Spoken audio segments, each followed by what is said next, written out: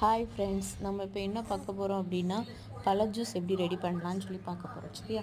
அதில் பழத்தை நல்லா போட்டு நல்லா மசிச்சுட்டு அதுக்கப்புறமா கிரேப்ஸு, நம்மளுக்கு தேவையான பழம் கிரேப்ஸு. நான் இப்போ என்னெல்லாம் சேர்த்துருக்கேன்னா கிரேப்ஸு, மாதுளப்பழம், ஆப்பிள் பழம், வேறு அதுக்கப்புறமா அப்புறம் கலர் பொடியெல்லாம் சேர்த்து மிக்ஸ் பண்ணிவிட்டு மொத்தமே 3 பழம் தான் சேர்த்துருக்கேன். அதுக்கப்புறமா கலர் பொடியை சேர்த்து ஃப்ரிட்ஜ் வாட்டர், ஐஸ் கட்டியெல்லாம் சேர்த்து நம்ம சுவையான பழ juice ready. First time voice over பண்ணியிருக்கேன், கொஞ்சம் அட்ஜஸ்ட் பண்ணிக்கோங்க.